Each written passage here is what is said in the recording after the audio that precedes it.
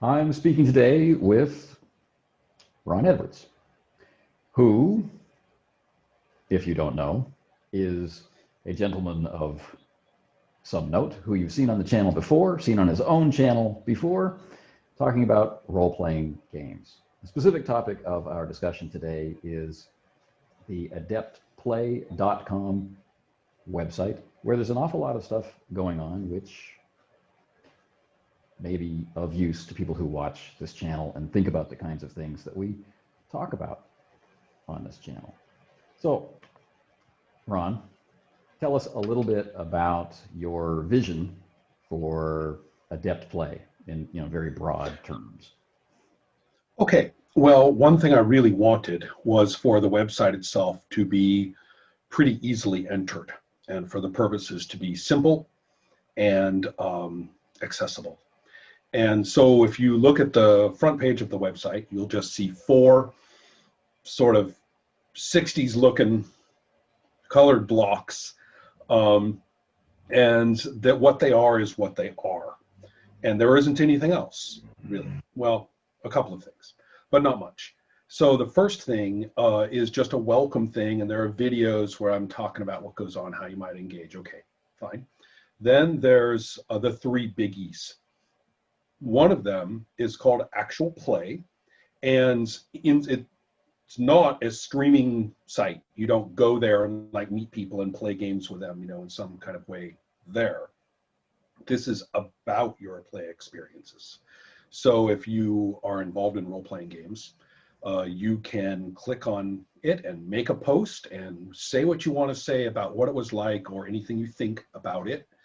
And you can embed a video in there if you're the type to record your play. You don't have to. And you can read whatever anybody else has posted. Many people have long-running games posted there over a fairly long period of time, and you can see their sessions. I typically, have my videos on YouTube, and I just, embed them from there.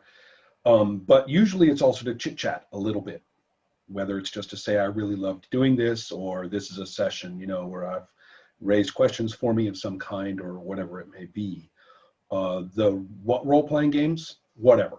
We've got tons of different ones on there, ranging from all of the subcultural, what kind of gamer am I categories you can think of. It's not dedicated to any particular type of role-playing or particular set of titles. So anybody can post a post there in Actual Play, and you can comment on any of them. And so have discussions. I'm going to ruin it right now. Oh. Remember forums? Remember forums, right? You know how terrible forums were. We all know forums sucked and everybody hated forums. Then after the blog thing got going and the social media got going and everybody complains about everything about them, that's because the forums didn't do that, okay? So, shh, each post is actually kind of a little forum, right? It's true. Don't tell anybody, but that's, the way it's handled. There's no likes or upvoting or any of that crap. So then what about seminar? I'll be quick. Seminar is where you can't post your own post there, but of course you can comment freely. In seminar, it's composed of interviews and conversations, presentations, individual presentations, and these things I call labs. But they're mostly initiated or presented by me or organized by me, but I'm also welcome others' presentations of that kind. But that's more of a, you can't just do that automatically. That's kind of a more of a, can I have this in seminar? And it's like, of course you can, usually. So that's kind of where we talk about role-playing, and it's either history. There's somebody who had the opportunity to address this enormous crowd of interested parties, most of whom weren't role players, and he filmed it, his huge presentation about it, and that's on there. Different people who do education, teaching, they have their curricula and stuff, they talk about it on there. And so if you are inclined to be thinky about role playing, then seminar is a great place because it's full of different people. I am interviewed fairly often, and the interviewers are not always fans. So therefore you get these opportunities, to get these different points of view involved. So that's interesting. I hope the labs are part of seminar, and I have a Patreon. You don't pay to play at Adept Play. You don't pay to register. You don't subscribe through money, and you don't pay to be able to comment or anything like that. I just kind of hope you want to pay me somehow. So if you do, then, hop over to the Patreon. Right. So if you do that, though, whatever the level of your pledge, even the minimum tiny one, you're eligible to join Monday Labs. And every so often I'll say, we need a Monday Lab, or we're arguing about something interesting and someone says, this is terrible, we need a Monday Lab about this. And so therefore, we set a day, and we meet by screen, and whoever in the patrons wants to come can. There's no sign up, within that context. So the patrons who want to talk about it gather, who can make it at that time, and then we record that. And the labs are interesting because they are not, they have a bit of a syllabus for the person who's the primary, is not always me, the person who's kind of initiating this. More and more people are doing this, by themselves without me, and those are good as well. So if you do, or if you're involved in that, the point is that we may not come up with the answer. A lot of the time, and the reason why this whole section is called seminar, so it's not a survey, it's not an introduction, it's not an indoctrination. It is what happens when you get people together who are thinkers, who are interested, who are ready to engage in dialogue and compare their ideas with others or their experiences. And who knows what comes out of it. Sometimes we're like, wow, that actually makes sense, some of us. But the point is that you are respected as somebody who will walk away with it with value added, but that can be very different per person. So it's not intended to have each time, the takeaway. That's not prepped and planned. Yeah, prepped and planned ahead of time. And I'm going to be Socrates and say, don't you think? And everybody goes, yeah, Socrates, that's awesome. Okay, my next point is, so that's not the way they go. One of the big things about this, and it applies across, it's most evident in the Monday Labs, but it's evident across if you look, how international it is. And I want it to be more so. Truly. I happen to be American born, but I permanently live in Sweden. And everybody, who's participating, you can really get, sort of the UN multi-panel, cross-global, dialogues going. And we've discovered some really fascinating things. We have discovered nexi of play and thinking about play. Which are not really all that accessible. I mean, internet or no internet, without the dedicated getting together, playing games together on the screen, and then also meeting for these events, there's some really nice cross-global, connections, learning.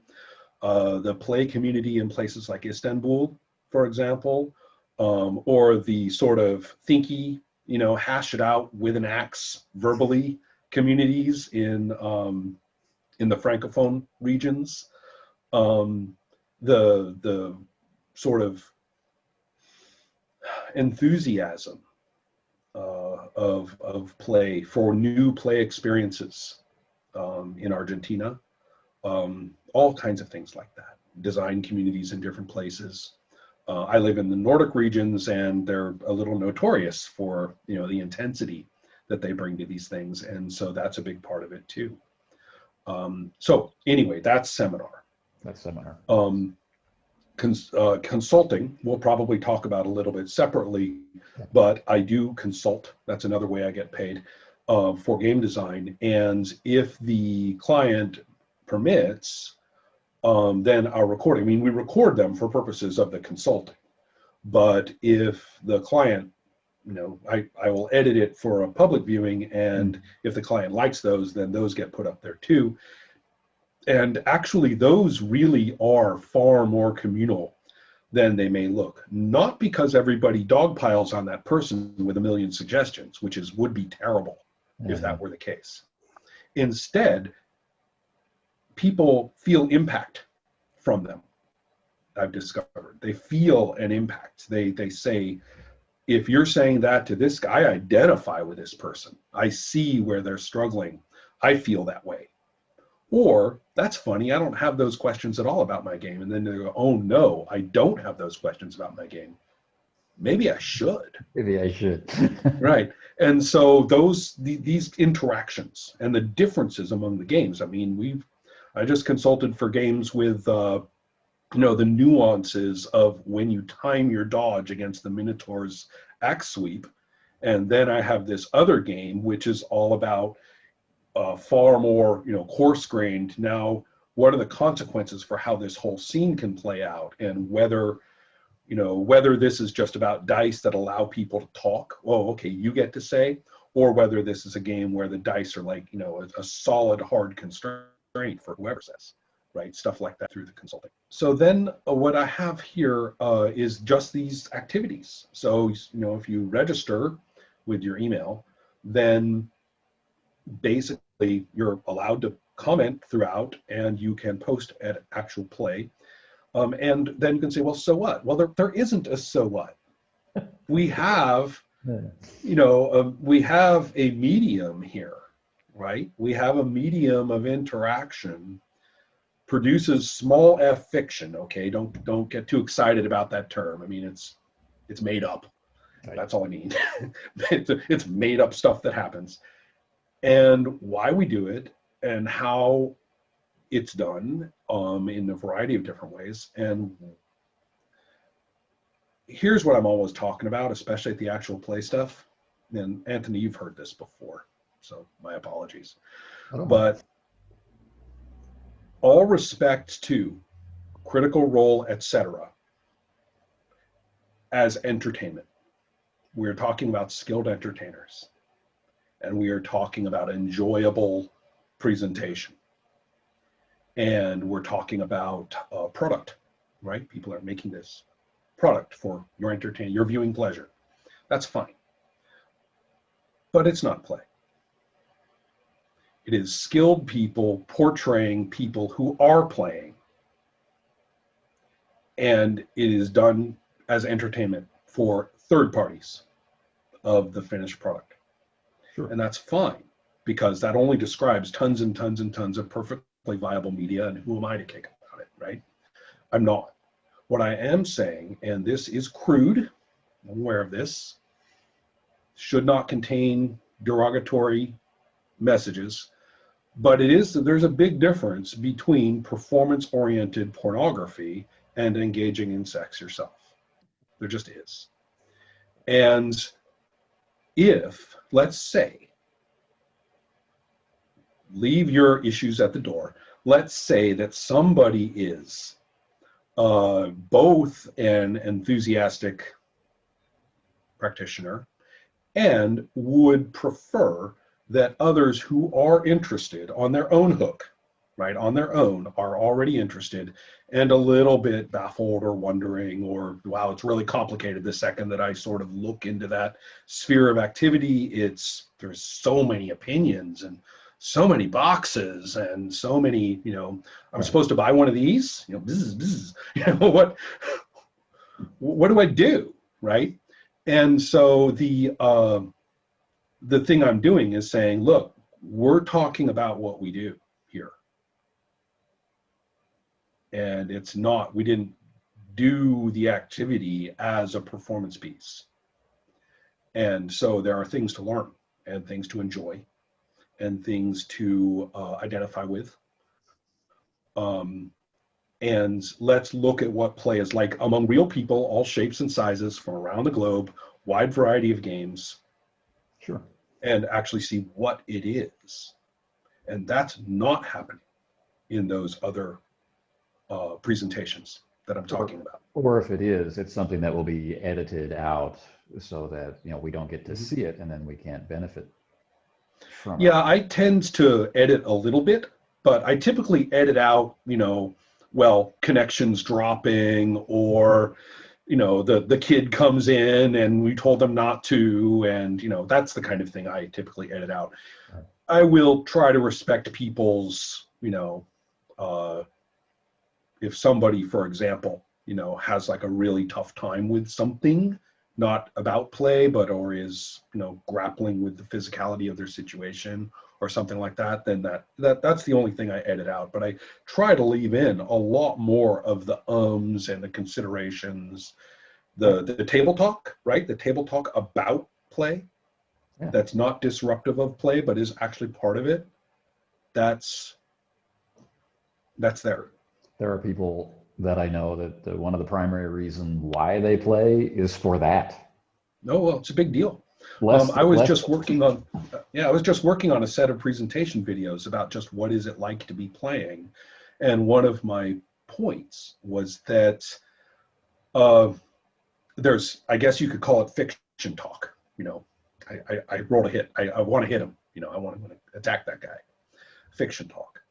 And then, or, you know, the tavern smells like, you know, skunk or something, right? And then you have the talk among one another. Some of it's suggestive about fiction talk or reactive to it. Mm. Others isn't. It's a little more socially contextual, or it's like an interaction that's specific between these particular people, or maybe it's a reference to something else. Right. You know, like you know, you framing or otherwise, just simple yeah, enjoyment. you've missed some attack and somebody references the guy who, you know, missed the goal in the game last week or Exactly. something. You know, it's all contextual. of this is connected, right? It It binds is. together as a group. Yeah. It is. It's connecting our engagement with one another and to the fictional stuff.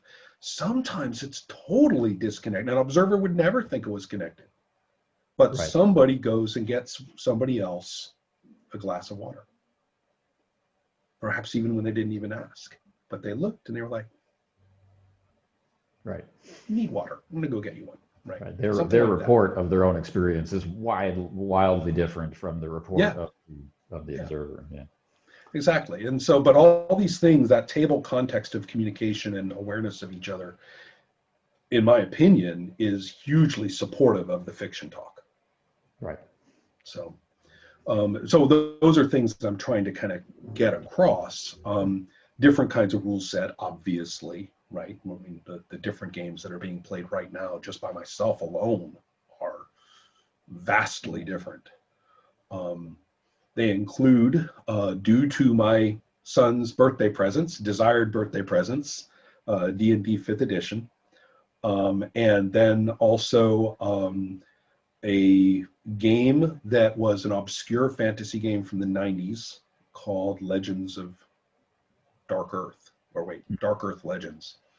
And then another obscure game from the 2000s that I liked because of the Weresnake characters. And so so we're playing that. And then there's Primetime Adventures, which is a different game organizationally speaking. And so you can see different relations of humans to the rules and each other in the production of these things. We had a lot of fun playing that. Yeah. A long time ago. Yeah. Can you, so does that help with Yeah. just what those 4 panels are and just what goes on there? That's a great overview. We've got welcome in, we've got actual play, seminar, and consulting. And this is what you'll see on the front page of Adept Play when you show up. I wish that there was a page that had a bunch of little visual links. So they didn't have, like, you know, words and underlines. They are actually these little images and look like proper links, not 1990s links. And you could, and they'd have interesting categories. So for example, if you wanted to see people play a particular game and go, oh, click on that one, and then bam, all of the stuff we've done, is there. Right. And let's just say that I am currently in the construction of such a device for the site, so that it would be a lot easier to investigate what we've got there now after 2.5 years.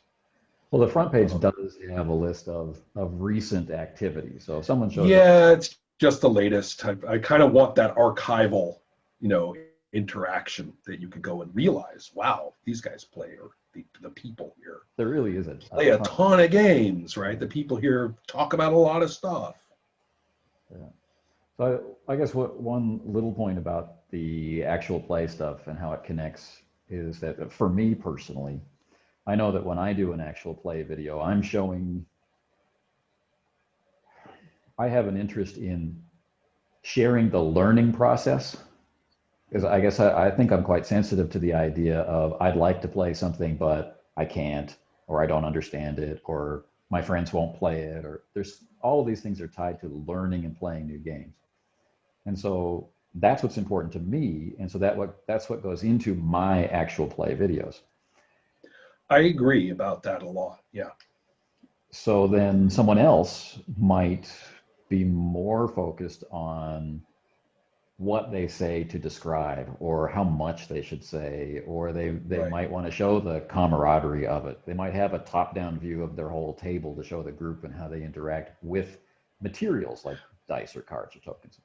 So we show. Right. So in other words, you have individual takes on what's important to present. Right. I think that's a good point as well. Let's talk now about, we went into a fair bit of detail about actual play, but as a surveyor, as a surface look, let's talk about a specific instance of actual play on the site, something that I've got an idea. You recently uploaded the videos for Cold Soldier. Right, right. Which you had posted as a play report in actual play last year. No, we played in March, and then I kind of forgot about that video. I think things, as you may recall, things got a little bit dramatic around the world in March. And, yeah, that's why it seems like such a long time ago. Yeah, I know. I mean, posting it, because we were actually in the play space, the physical play space here where I live, a place called Spione Shahida, where I actually have, access to a nice little studio to record in with everybody. And seeing it in, recently, it's like, and it's so, but anyway, that aside, the point is that, yeah, we played Cold Soldier, and it was recorded, and I recently uploaded them. So your thoughts or questions? Well, so let's say that I'm a guy on the internet, because I am, and I have an actual play recording, and I think, well, I'm going to share it on Adept Play. So I've registered for free, and then I go and I type a little preamble. This is my game. We played game X, and then I post the link. And what do you expect participants to do? And right now, I will say that when people have done that kind of cold, it's gone either way. Either a bunch of people like engage and sort of draw the person into more conversation. The next thing you know, they're chatting it up on Discord, or they're pledging at the Patreon or whatever it is, or they kind of hit a radio silence. And I can't control what people do, and it always makes me feel bad when that happens. And what the best thing I can do is say, people should,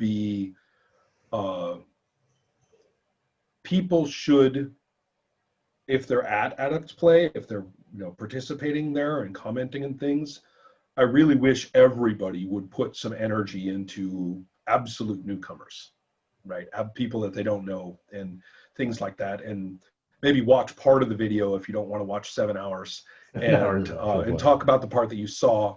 It does help if you are doing such a thing, it does help to chop into bite-sized chunks, which I first found to be absolutely impossible using Adobe Premiere. Awful, terrifying, agonizing. And then I figured out how, and now it's just like reflexive and it's just part of the workflow. Yeah. So, but still, that can help, because then a person can say, well, I watched the first 2 segments and, this, I'm gonna chat about that, which is fine. So really we're talking about reasonable expectations on behalf of the poster for the type of engagement. Right. Well, it's tricky because there are a couple of things. One is that you can't guarantee that people are going to watch and comment. I mean, no, I can't guarantee it. What I can say is there are ways to kind of up your game for that simply by being a reasonably nice participant in others' posts. Interact, others will interact. If you interact, and then you can also refer. You can say, well, this is a little bit like, I just posted this, and I wish somebody would look at that because I think it's different from what you said. So, whatever. That's fine. But the hope, and it is realized more often than not, but the hope is that when people post about playing their games, you also don't have to post the actual recording of play unless you want to. You can just post you hanging out like we're doing right now and just chatting it up about what it felt like for you, or what you want to say about it. Right. Or just a text piece if you're that kind of person, right? That's fine too. So the point though is that it helps to get more response if what you present is reasonably bite-sized and your interaction, is solid, and then it's not, nobody's vetting you, but it is a social space, and people are going to respond better to you if you've paid attention to them. That's how it is. And so in those circumstances, then posting longer segments is probably going to be more effective in terms of people wanting to see them.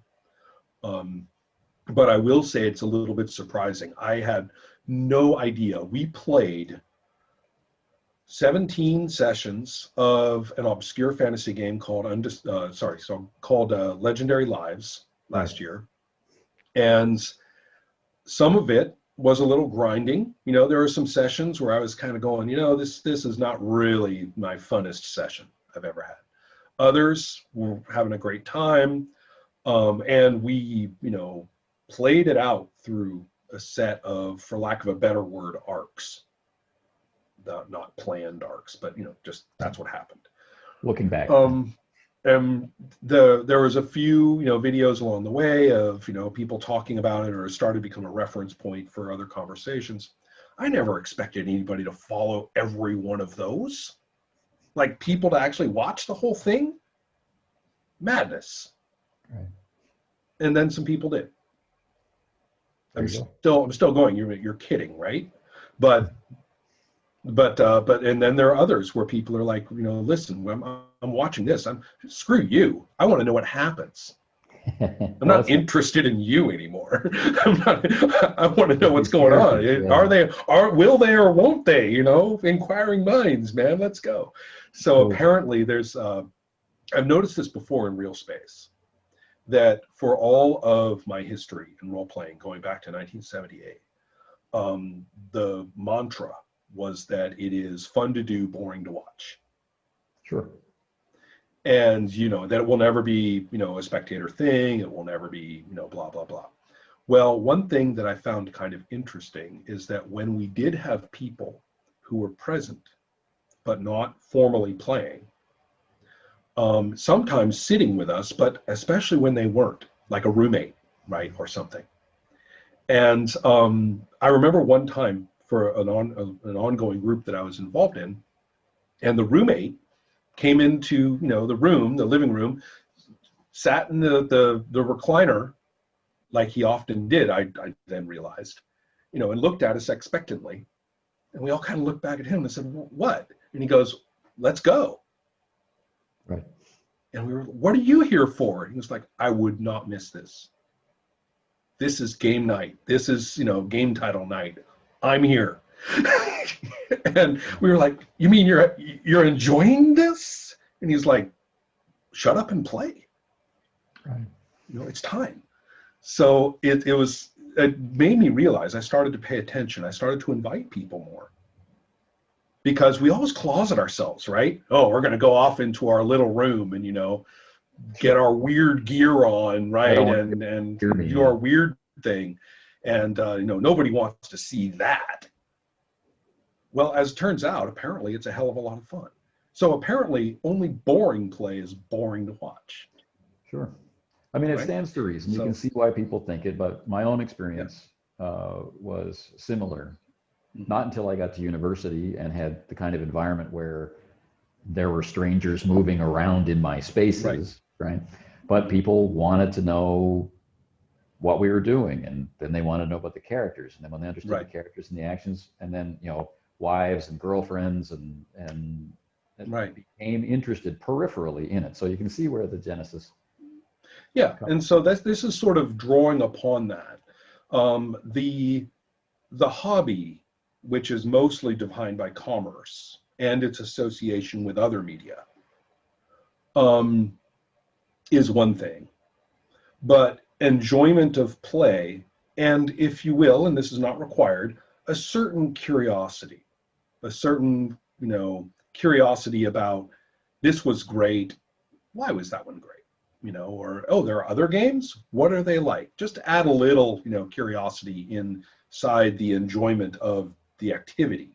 Right. Never mind being a gamer or, stuff like that, but the enjoyment of the Just activity. Add a little bit of curiosity in there, which is not surprising.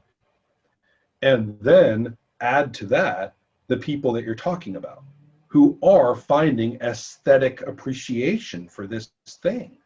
yeah.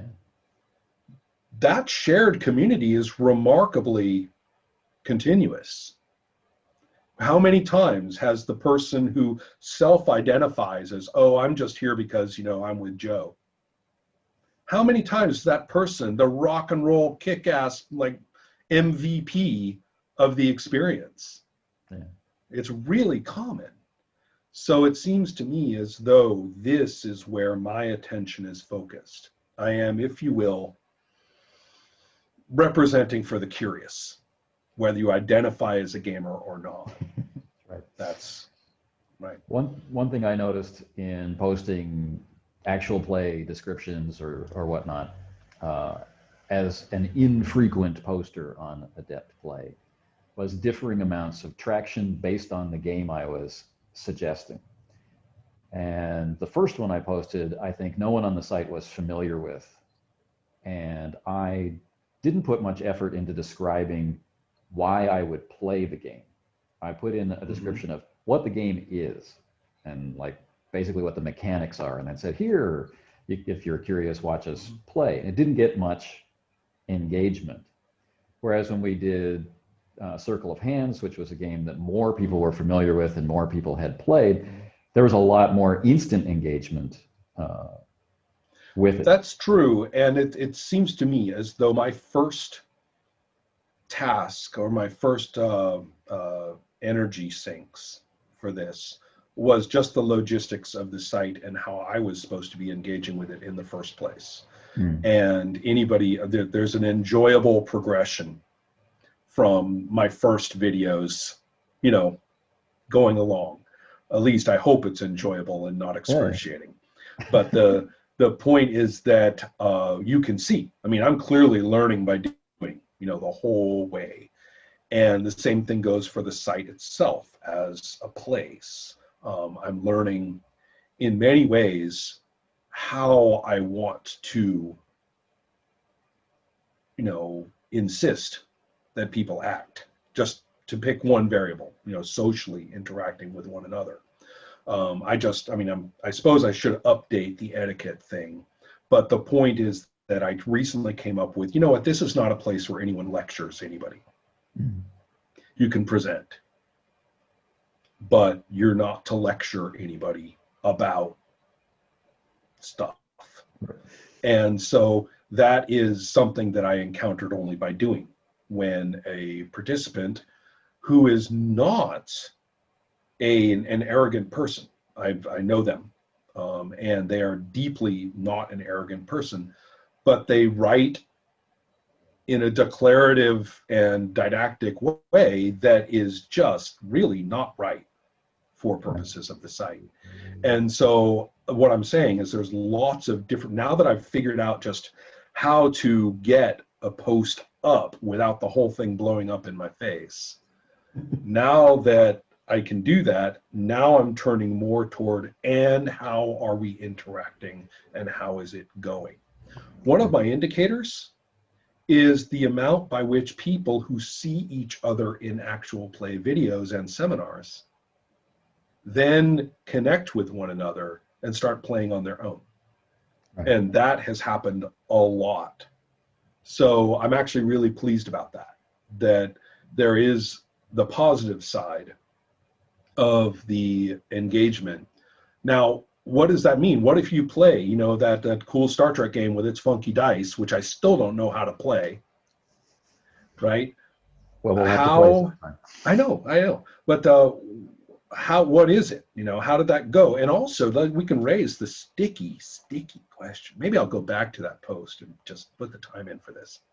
Raise that sticky question. God help us all if I say Star Wars, but even for Star Trek, it's still almost as bad. What do you mean play Star Trek? And I don't want anyone to answer with any phrase that contains the words "you know" in it. You know. Yeah, no, none of those. What's the answer? And the answer has to be, of course, you know, for us.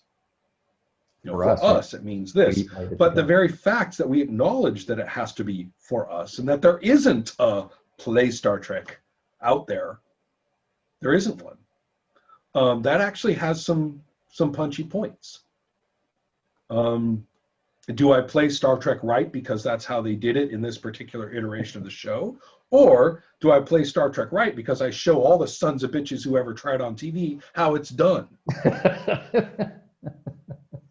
And I suspect the latter is more common for the Star Wars crew than one might admit. Certainly these days, sadly. Yeah, that's true too. But the fact is that we are dealing with a huge spray of information, and the word canon is a marketing device and nothing else. Yeah, and so therefore, yeah. But so the point is that you can't, you know, you are engaged in a creative act when you do this. So when you're working off of franchise and fan material, is that a lesser form? I don't think so, because all creative work is extractive, right, of stuff around. Right. And some of our greatest works actually are far more derivative of something which is forgotten than anyone wants to admit.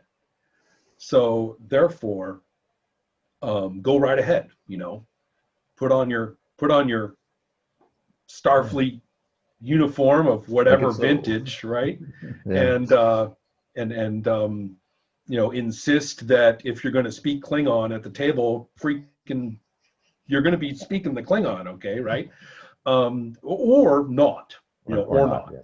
I say whatever thing you. But the point is, I don't care how into it that franchise you are, and how much you feel you're representing your fandom of the franchise by doing this. It's you we're watching. It's you we're watching work with the stuff you like, and it's going to be producing a new thing. And I'm really, really interested in that. So if the only thing I can think of to do is I'm going to go and guilt trip everybody, Discord and Patreon. And I say, you go back and you find a post by somebody who just put it out there for us, and they got nothing. Go find one. Right. You know, screw your favorite Netflix show just for one day. Take the time, watch that play video or that little presentation they gave, whatever it was. Say something decent at the comments. Right. And you can do that because a community is growing. You know. Yes, the interaction with Discord has been surprisingly constructive. And so I've got Discord, I've got Patreon, and I've got Adept Play. I try to keep it so that they are actually, you know, it's tough. Patreon's a pain because the whole point of Patreon from most people's point of view is that they pay to get bennies. They pay to get extra. Right. I don't want to do extra. If it's good, I want to put it out there. Right. So how do you do that? Well, anyway, I've tried to strike a balance with, it's the one place. The Patreon is the only place where there's a paywall of some kind, because otherwise you can't have a Patreon. So it doesn't work. I mean, you could have like all public posts and, stuff for your Patreon. Very few people can get away with that. And I don't think this kind of work can. So let's see. So those are all things that I would like to say. I want more engagement, but on the other hand, compared to a lot of other places or compared to what it was in the start, I think there's been a big boost. Yeah. This is something too that's important to me. I'm not trying to create a monolith. The absolute size of the absolute number of the active members, the active participants at any given time, isn't really as important to me as the benefit that people get from participating at all. So if a person comes to Adept Play and their lifestyle is such that they're really enjoying participating there, feel like they get something out of it, and then either through personal preference or they feel like they've gone where they needed to go with it, or their lifestyle changes and that's just not something they can put time into anymore, I'm okay with that. Retention is not really the point. I'm not trying to like say, okay, more members at Adept Play, so much as I want people to come and take and give and take what works for them and is good for them there. So if there's turnover, that's okay. That's fine. Not the right attitude these days. I mean, the whole idea of website presence and YouTube and everything, it's all quantity based. Right, so, but people have hopefully by now figured out via like Facebook groups or whatever that open recruiting leads to noise rather than signal. And, right. So having people there by choice, they have to go to a specific place by choice. They have to read and or watch with their experience, and then the expectation that they would contribute feedback creates a value for going there and doing that. If you have, there are other things that I try not to say too publicly, but if you had an idealized notion of, I don't want to call it a school, even calling it an academy is more accurate, but not, not that formal. But the idea is you go because you want to be there, and there's stuff to get there. If you just want to socialize with like-minded people, there are lots of places to do that. There's activity here. There's topics here. There's room for your individual input. There's room even for you to raise new topics, but it's old school internet. It's a location. Yeah. All right. Let's sally forth into the next idea. So we briefly talked about seminars and labs. And I participated in a lab recently, which was to provide feedback on a series of videos that will be produced. Right. And so I made basically a try at a series of presentation on a topic, and then I wanted feedback about it. So that's a little bit unusual for a lab in that labs are usually not about me. Right. A good example of a more typical lab is that looking across that extremely dubious label of race across role-playing content, right? A while ago, I said to myself, well, I want to address this, but I'm real tired of the kind of abstract and kind of rhetorical approach that seems to be out there.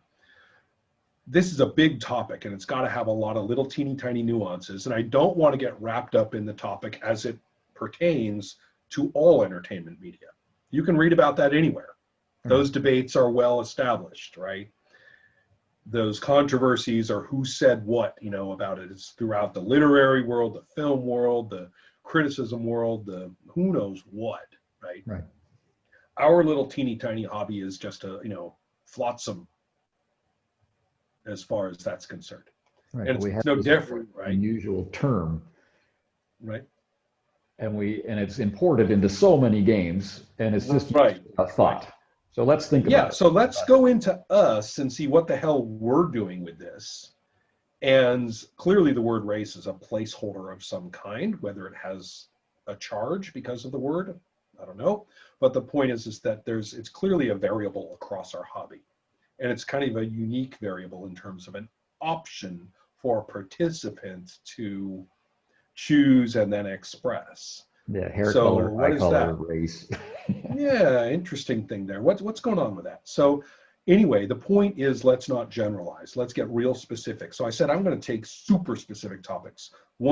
First one I did was the half-breed concept.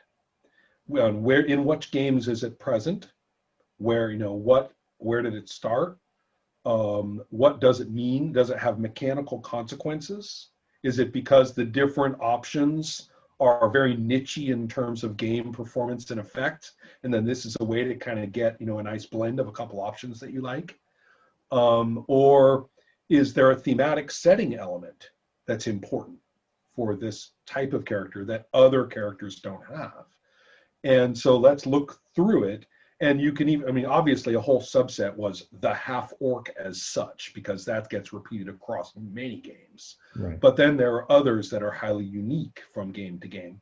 There are some games that have all these different character options called races, and they say no interbreeding, no halvesies. Others say all halvesies. And here's the rule for it. Right. So let's just look at it. Right? Let's just look at it and see what we see. And a whole bunch of great things came out of that. A whole bunch of interesting things. What a half-elf was for this game was just completely different thematically and mechanically for this other game. Here they have this kind of cultural identity. Here they don't.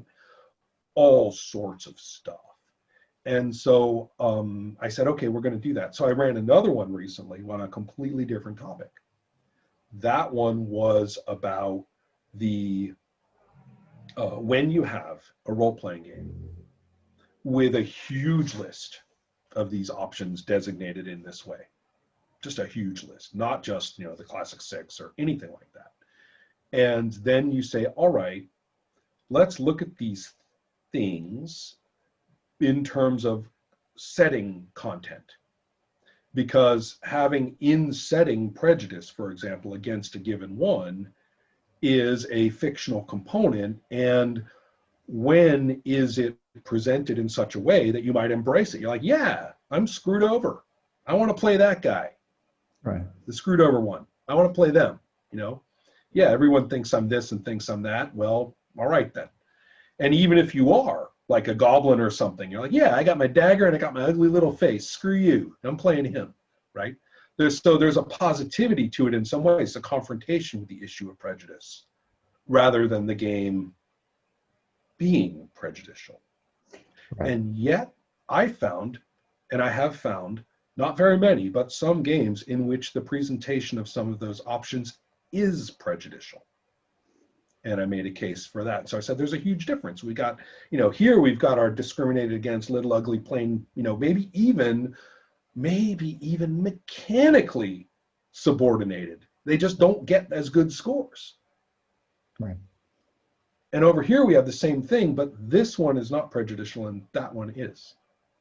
We have the distinction of, is this a setting element only, or is this a setting element as code for something that is right? And without visiting the intentions of the authors too freely, I was able to realize that there are times when that distinction is much more blatant and you're not guessing. Right. So that's what was interesting. So so I was interested in that, and so then I have another one I want to do. I have a whole list of these, but I'm taking them slow. But so those are typical seminars. So it's not necessarily about, what I'm thinking or trying to present and getting critique, which was great, but much more about, listen, I don't have an answer. I just want all of us to go bring a game. This is my topic, I say at the Patreon. Food for Upcoming thought. Monday Lab. Yeah, bring a game. Come up with an example, show up, and we'll see what we all came up with and some of the things that we have thought about for this. And having a time limit is good for that as well.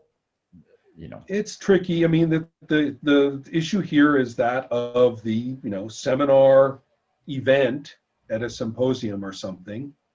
In many ways, you're leaping into the unknown. You don't know if Dr. So-and-so is going to be a pain in the ass again and go on for half the time, and you don't know whether some people didn't do the homework.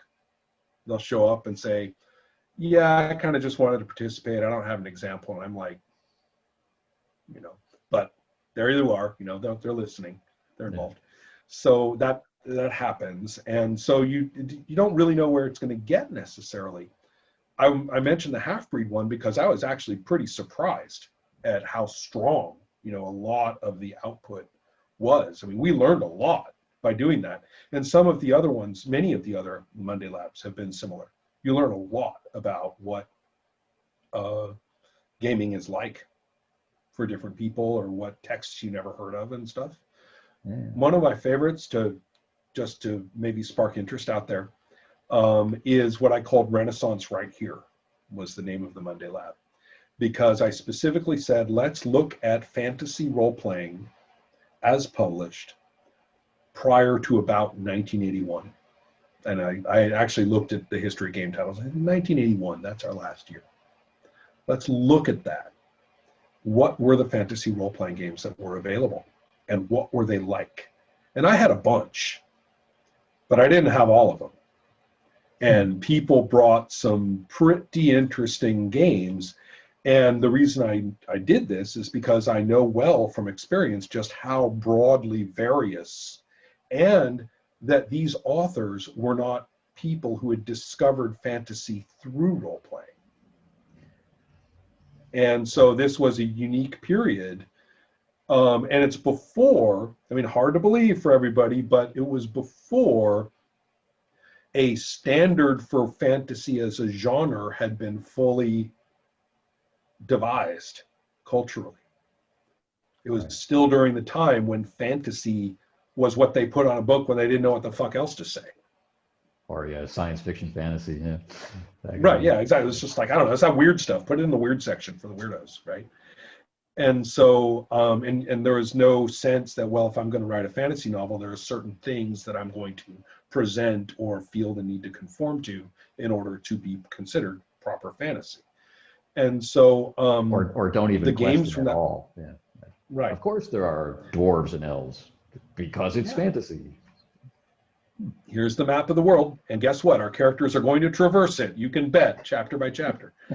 And so, anyway, the interesting thing is that this particular lab was remarkably high output as well, because not one person there, and there are some old people like me too, and we came with games and we were like, I bet nobody's heard of this one, right? And none of us had seen all of them. Very cool. And there was tons. Who knew? There was a whole hobby of fantasy role-playing that's gone. Right, gone.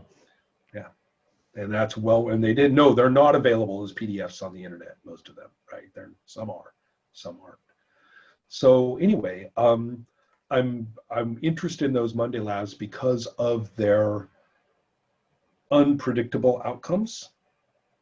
Well, like the name of it, right? It's a lab. Yeah. Experimentation, mixing of materials happens there. That's the idea. Yeah. All right. So let's. Did you want to ask about consulting? I do. That's what I was just about to say. Let's talk about consulting. Let's move on to consulting.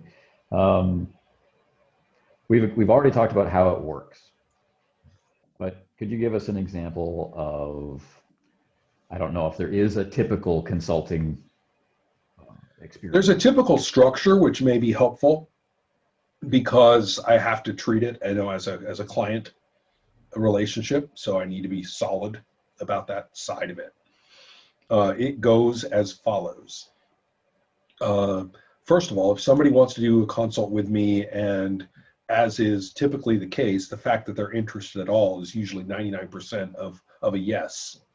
But theoretically, somebody could ask for a consult and I'll say, well, I'm not your guy. Actually, I've discovered that I do have a standard for that. And I found this out the hard way. If somebody is real happy with their game and they just want to nail it down and they want somebody to just read through it and, find expert mistakes, right? That they can be more clear here, or you need rules for your vehicles here, or stuff like that, right? But they want somebody basically to go through and kind of spit shine it all the way through with their sort of, if not celebrity, at least, proclaimed expert status, and to put a blurb on the back, damn fine game, something like that. And if they want that, and they want, consulted, thanks to Adept Play for consulting, Ron Edwards, whatever, on there as a marketing device, I've tried on a couple of occasions. It's a disaster because they don't want consulting. Exactly. They want an editor. Right. Yeah, they don't, exactly. And so I say, I don't edit. I don't provide editing services. Don't send me your manuscript. You're going to do consulting with me? Don't send me your manuscript. And people are like, what? And I was like, yeah, I don't want it. And the same thing goes for some similar points about writing.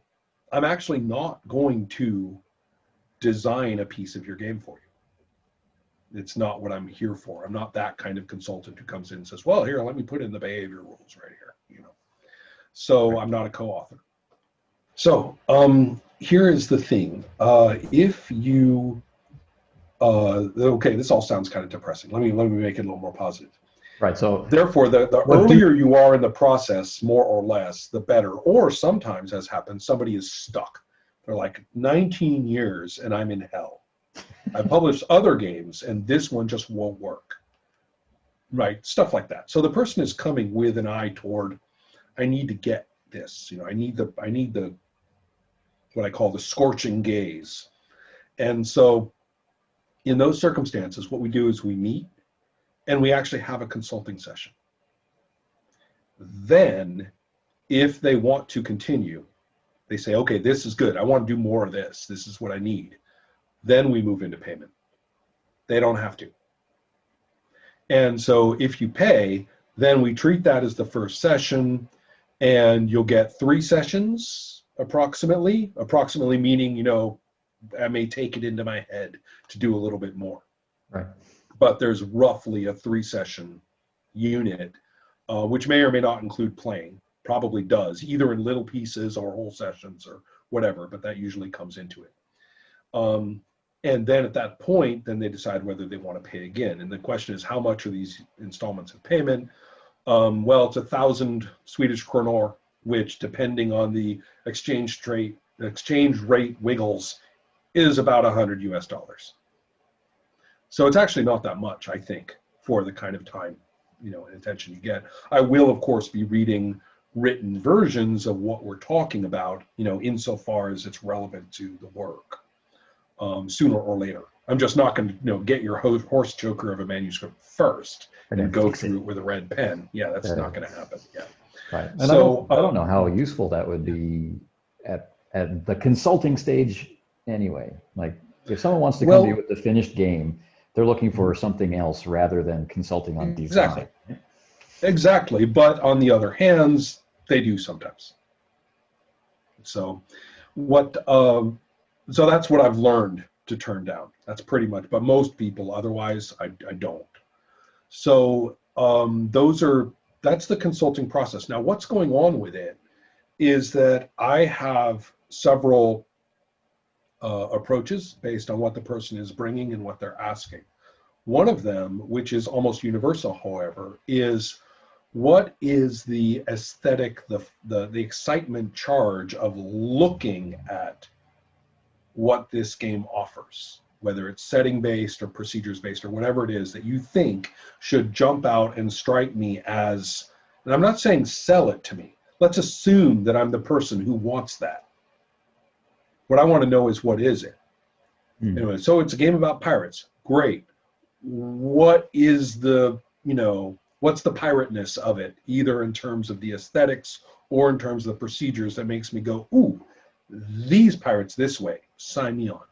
I want to do it. I'm not saying that you're up against a hostile audience or that you're trying to pitch it to somebody who might not like it. I'm talking about pretend the person is the right person for that. Yeah. How would you say it? Right? So with that in mind, it can be treated as a sort of pole star as we proceed. But what really matters is that when you play, things change. The fiction changes, and your instruments of play change. Superficially, my line for that is, play is a character sheet way of making another character sheet.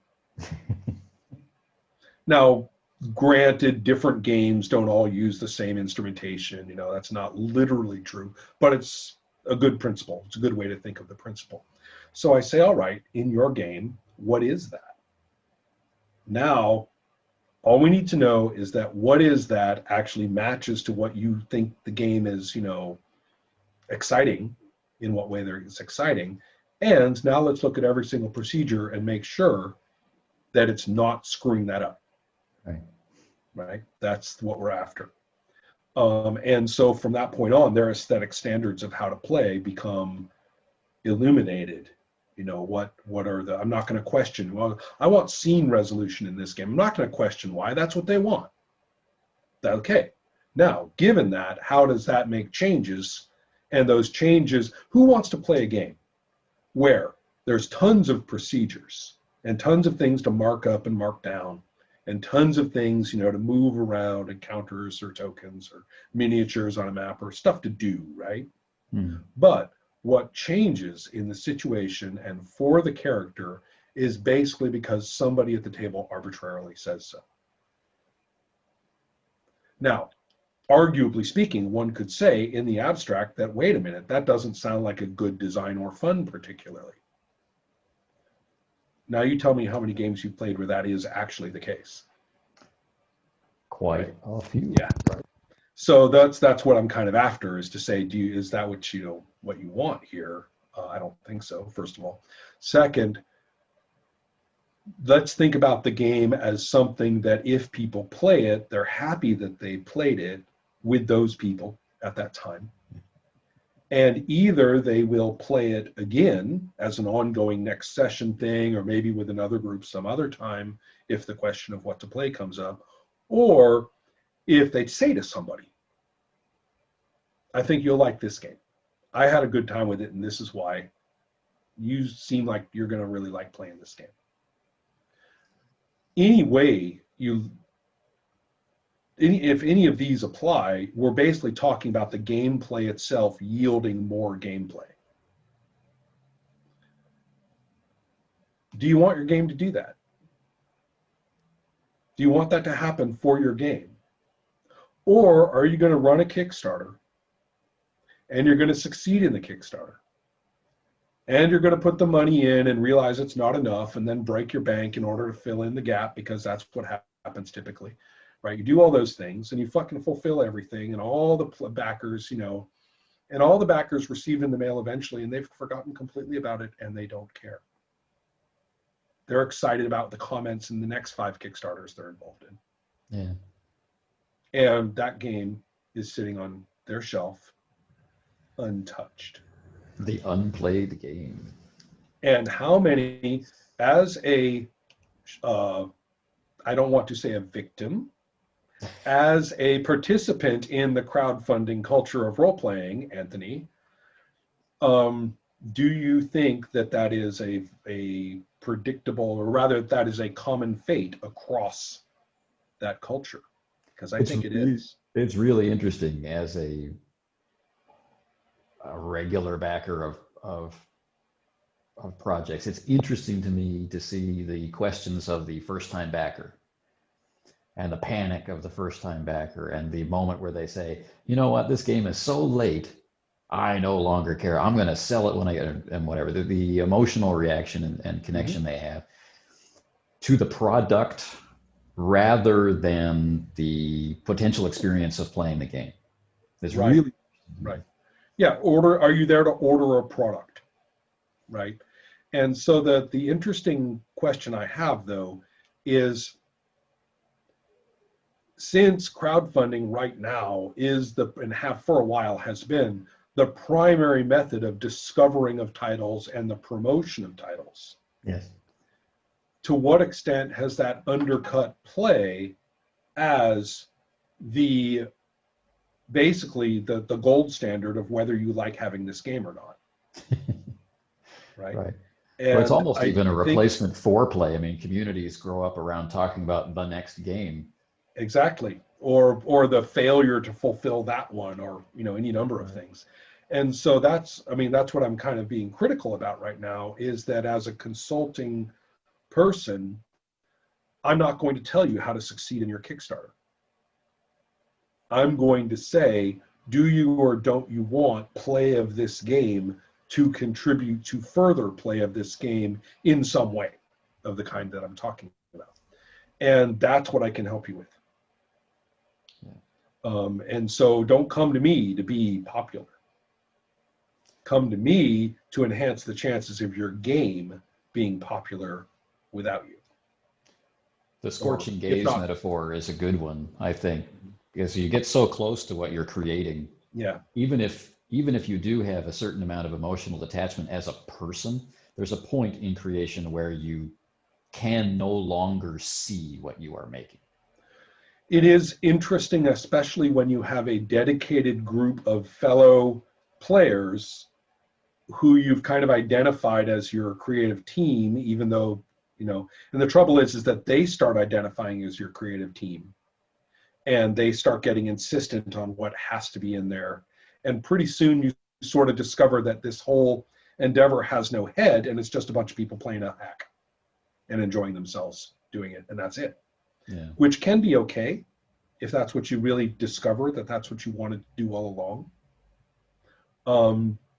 But it is important, to recognize that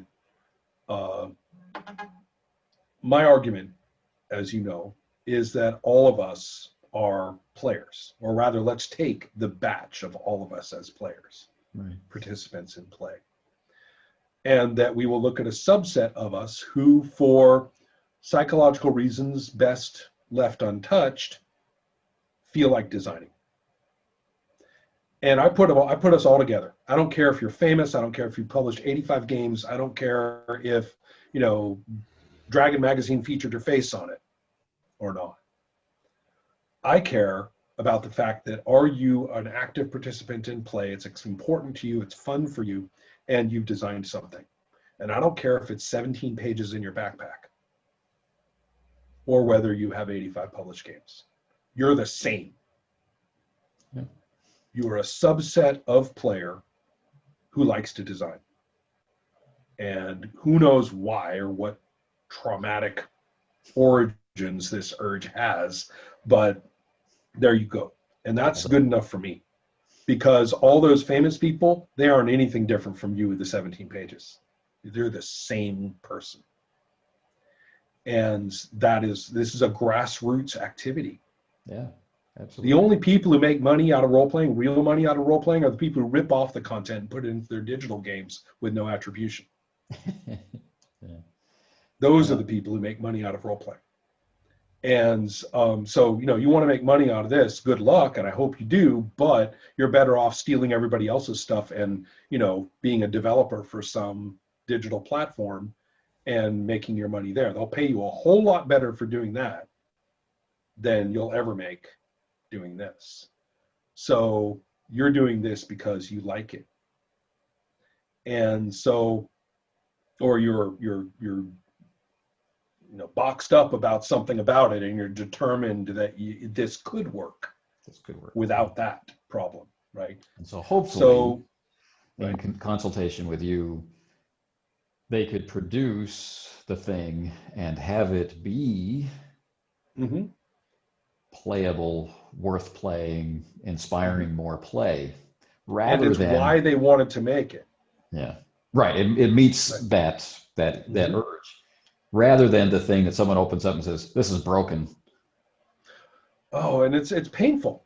No, what crowdfunding has relanded us with, where we actually did without it for maybe 5, 6 years, I'd say, maybe a little more. But we actually, for a brief while in the hobby, we did without deadlines and we did without breathless hype as the primary form of promotion. Right. Right? Yeah. We did without that for a little while. Yeah. And I miss it. That was a golden period right then. And then we got those things back due to inadvertent structural features of Kickstarter, which are more or less appropriate for other media, but for this, reinstituted toxic stuff. Right. So that's consulting. Mm-hmm. Okay. Now, let's talk about the games that you have made. Let's talk about the games you've made. Right? Okay. Oh, wow. So, okay. I don't know them all. Well, it's hard. Yeah. Oh, I don't know them all. I'm going to toss out a couple and talk, and I'd like to hear your thoughts on what they are. Right. So, do you want me to just list like all of them, like a Rickety Rack, kind of? Can you? Go for it. Yeah, it's a bit of a. All right. In chronological order, please, not alphabetical. All right then.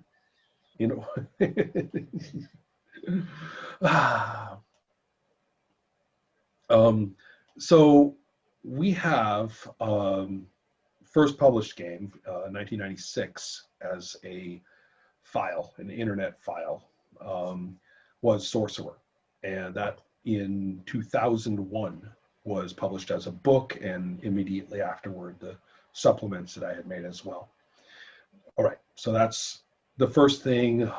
Games that appeared after that were called Elves and Trollbabe, both of which have slightly comedic titles but are completely different kinds of entertaining. Right. And then we have a strange little game called It Was a Mutual Decision. Right. All right, so we're going to stop right there for the moment. That brings us up through 2006. Okay. And Sorcerer is a role-playing game which structurally is not too unfamiliar. Its leading feature, which earned it something of a reputation along with awards and all that stuff, is that you genuinely don't know if your character is a protagonist. You are very much thrown into a do as you want form of play. We always say, well, the cool thing about role-playing is I can do whatever I want with my character. Right, and yet, it actually happens. Right, and yet when you play Sorcerer, and you really can, it is very unnerving for a number of people. The people who it's not unnerving for are the people I was talking about earlier who were gamer curious. They love it. Really embedded role players are really unnerved by it. There's no safety net for plot in Sorcerer. And so there was that, and lots of things to talk about with that specific game and its supplements, including Sorcerer and Sword, which I maintain was the first really solid look at sword and sorcery pulp fantasy in role-playing. Not just that, but that series of supplements I found was one of the first lucid looks at the play experience, like from a I was working on game, how to play kind of thing. I was really working out my ideas. I've often said that the game Sorcerer was itself a demon, and it turned on me basically, and produced Sorcerer and Sword, and then the Sorcerer's Soul, and which really focused on relationships as the emotional reactive space for a game master. And then finally Sex and Sorcery, which introduced, stuff. If we can't figure it out from the title, then we don't need to explain. And so but really, actually, I do want to explain a little bit, because what I wanted to talk about was the relevant interactions among the real people at the table, right, that pertained to sex and romance, and sex and romance and related matters as fictional elements in the game itself. And I was refusing to let you talk only about the latter. I was saying, no, we are a bunch of primates at this role-playing table, and that matters. And so it's, again, unnerving. So with those three being produced through 2003, and the supplements concurrently with Elves and Trollbabe, Elves is a love/hate letter to the early days of Dungeons and Dragons.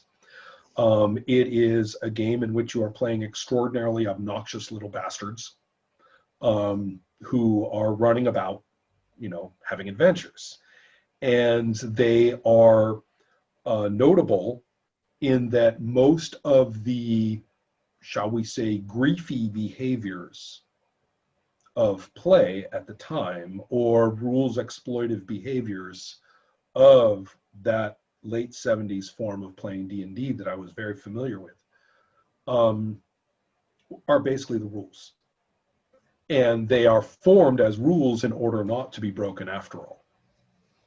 So therefore you are playing very, if you will, badly.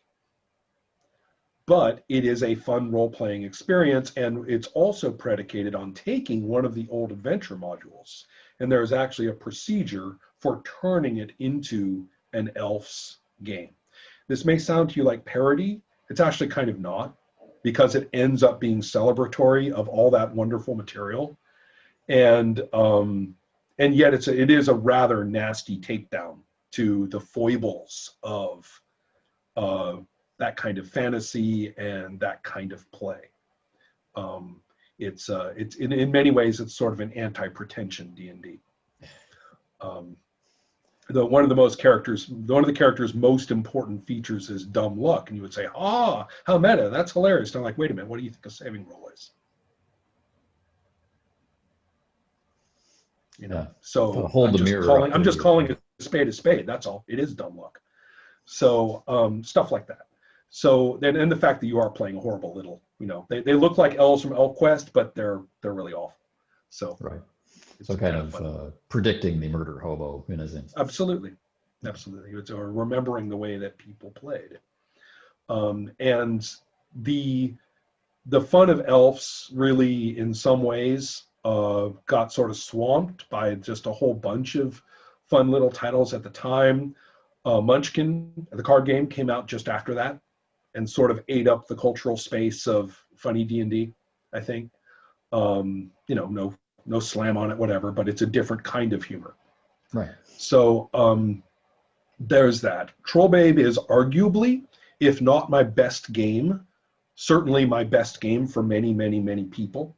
And it is arguably the rewrite that I did in 2009 is the best text of mine for pedagogy, how to play.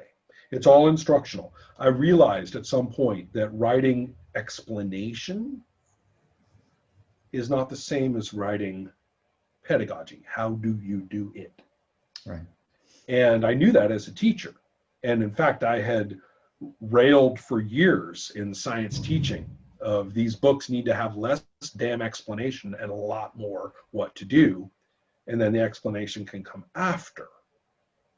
Right, or they're interspersed in a useful way, but these huge blocks of, discursive explanation are not helping anyone if we're talking about teaching. As reference, sure, but to reference something, you have to know about it and value it. Never mind that. So yeah, writing. So anyway, I learned about this as a prof. Yeah. So I learned about this as a prof and was very active in developing those kinds of texts for science. Biology, actually. And then I moved then I sort of took it to when I started writing role-playing games. I was like, I see what's wrong with these things.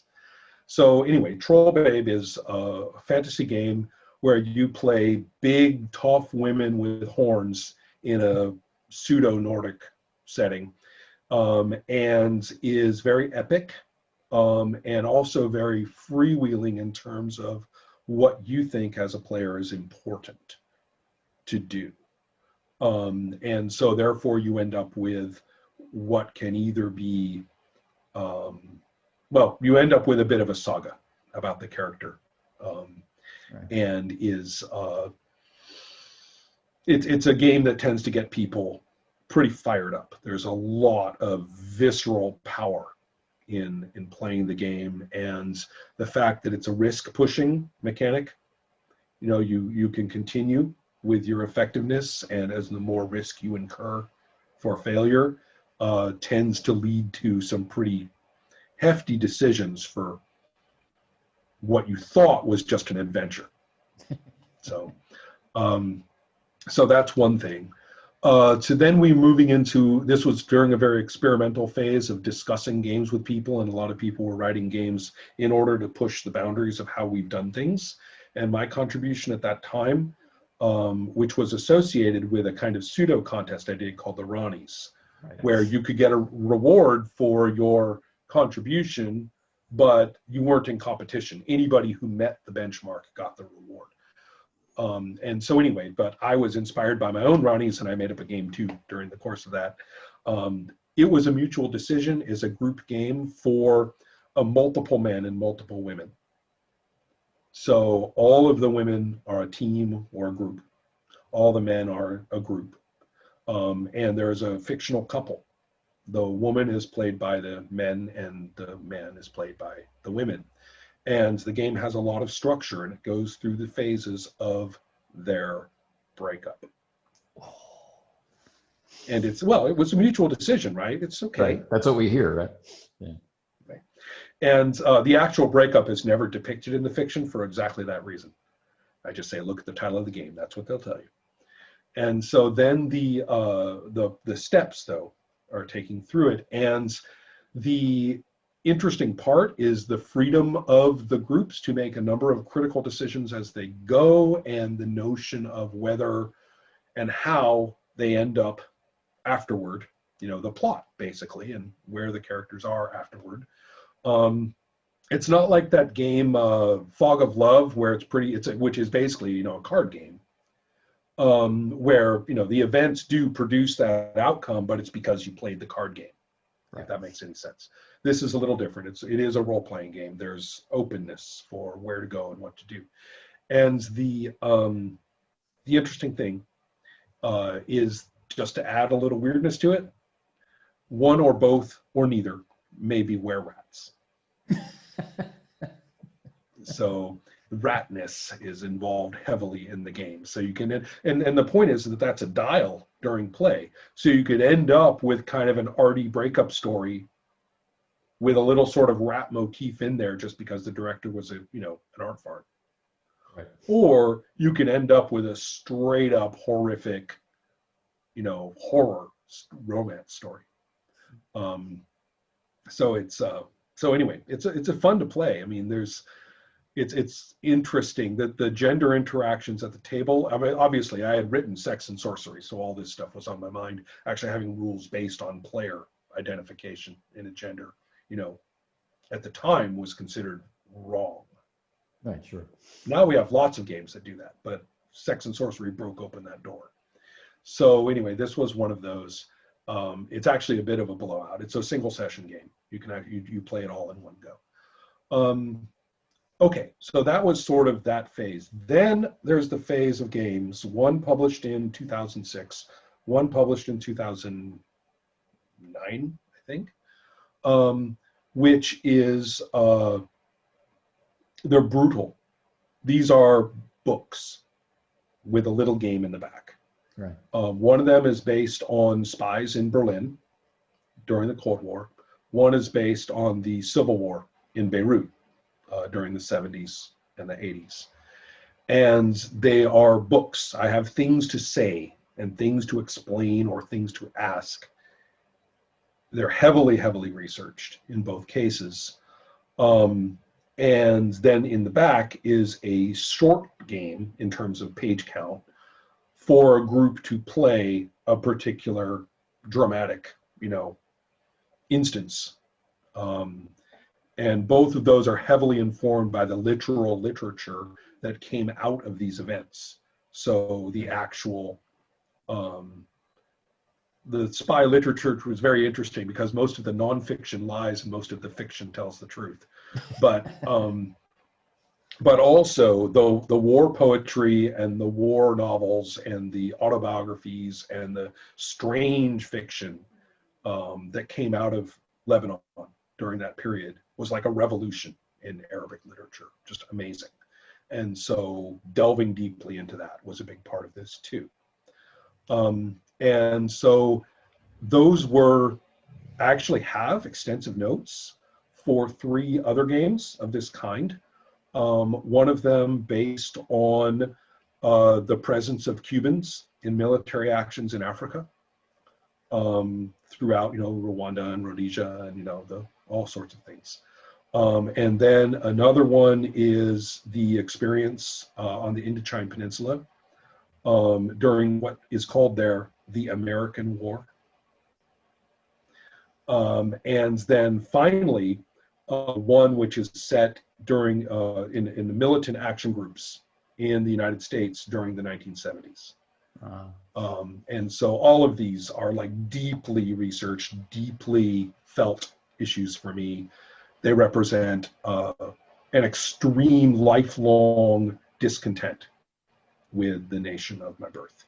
They are not sympathetic. And so the last 3 remain undone. The last one, actually, I would like to complete, before I die. And so that's one of my sort of games in design perpetually, one of my my little suffering pages in my backpack. And then, but anyway, the first one that I mentioned about Berlin is Spione, German for spies. Right. The second one is called Shahida, which is Arabic for witness or a particular sort of witness. And then those kind of killed me, actually. They were basically like an awful lot of work. They really oh do. My God. I visited Berlin 5 times as well as other part of Germany, and I, learned basic interactive German in order to do the first. And my political work, the political side of being a prof during the 2000s, was intimately related with what I was, learning and dealing with Shahida. So yeah, they were an enormous amount of engagement. And so there's those. They are available. I'm told I'll brag. Career military intelligence officer that I know tells me that he uses Spione as an informal and unacknowledged teaching text for training and learning about what on earth this is. What is this thing? Very cool. I felt when I read it that it looked quite able to produce an experience of the topic. Yeah, and they're really a pedagogical tool. Yeah. So then there's without a lot of romance, I might add. Yeah. It's not like a spy film, or a spy thriller. In fact, it's kind of an that sort of thing. So, okay, you've got those. And then to move on, the game that I published in 2015, maybe the first minute of 2016, is called Circle of Hands. Circle of Hands is an interesting example because I have talked about in the past a phenomenon that I call the fantasy heartbreaker. Right. And which is actually, if I take credit where the term originated, it seems to have become kind of parlance since then.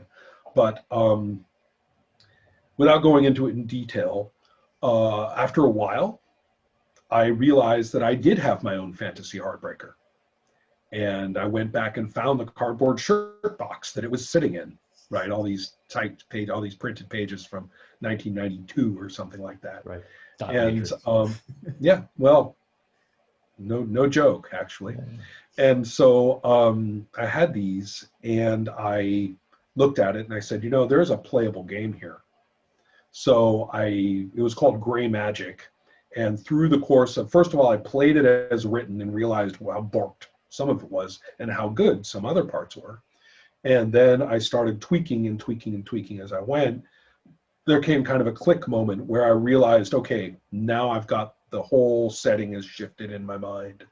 The aesthetic has changed. I know where I was going with this, but I didn't know well back then.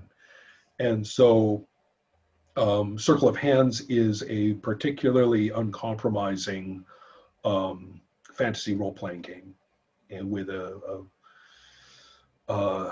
specific emphasis on the pain and stress of violent action, and also on the unbridled, terrifying, wide-open availabilities, consequences of magic. And so it's if you can somehow combine gritty plus, gritty plus insane, gritty plus psychedelic, then that's kind of what we're after. Interestingly enough, I will say that, again, as with Circle of Hands, but it wasn't the first time, I said to myself, okay, I'm done. I've said what I came here to say, design-wise. I'm done. I don't need to make another game. And I said that, I think I've said that like 4 times in the last couple of decades. I don't need to make another game. I really feel I have said what I came here to say. I've got nothing else. It's time for me to just play again. What? But whatever condition I have seems to be acute. So. But there's more. No, there's a bit more. These are actually unusual for me in that they were produced under contract and are not published by me. One is to revisit the superhero game Champions, which I was an ardent player of, and I felt as though a shift in ownership and design that it underwent back in 1989 turned me off of the game.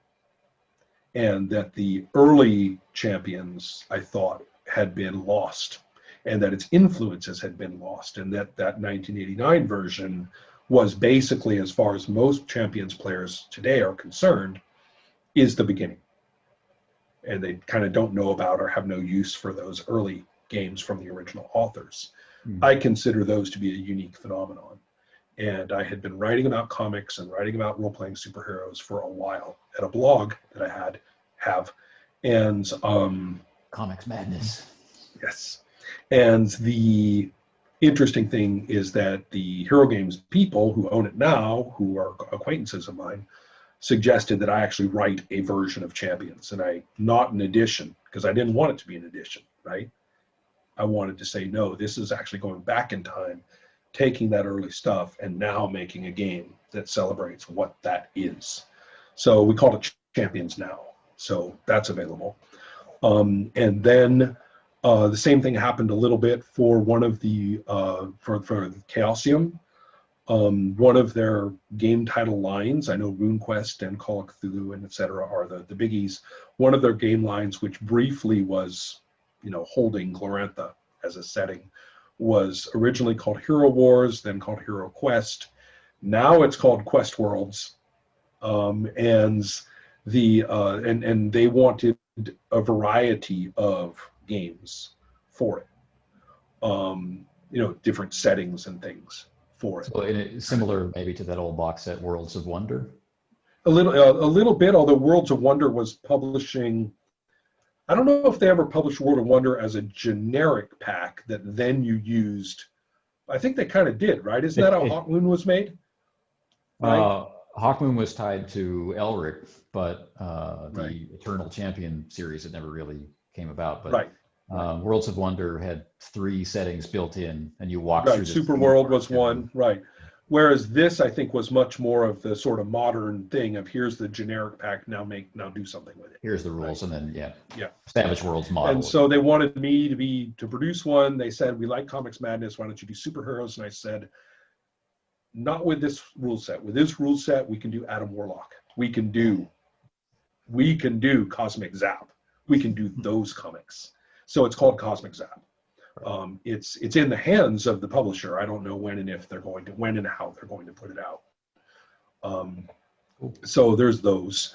And so those are the publications at the moment. I have several other things that are freely available that I consider to be works in progress, done enough to put up.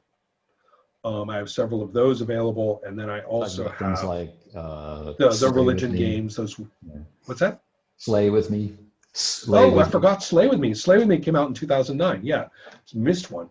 Damn. So yeah, right in that thick of Trollbabe revision and Shahida, and which now that I think about it, may have been as late as 2012.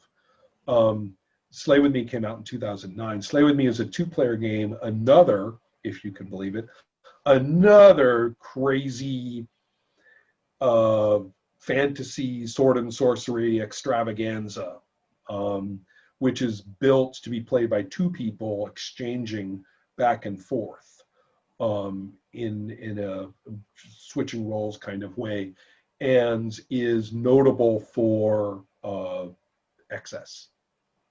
Is it for long form play or It is. another one for It evening? is. You play a character. You will play a character over many adventures, and they will also play a character over many adventures. That's Cool. it's built for that. So yeah, it has a really interesting back and forth mechanic, if you will. All of my games really value what I call bounce, the role of either randomized or functionally randomized elements that really change up what's going on, or how things are being done, or the consequences of the moment. I do not particularly care for resolving, I mean, for bounceless play, right? Well, say what you want kind of thing. Doesn't really interest me. So, however, where the bounce applies is very different. So in some of my games, things that would be resolved by dice in one game are very much say what you want in this game, but something else is bouncy in this game. So that's a big issue for me. Another is that I'm not a fan of consensus.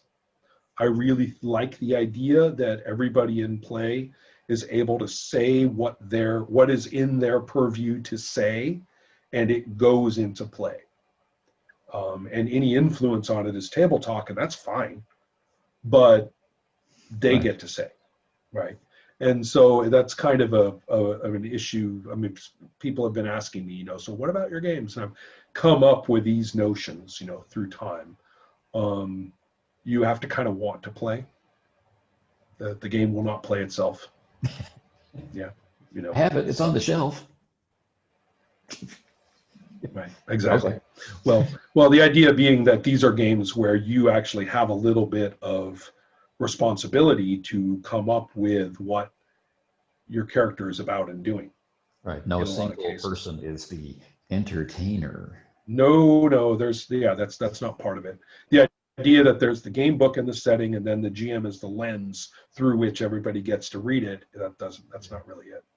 So it's a pretty interesting, varied body of work, looking at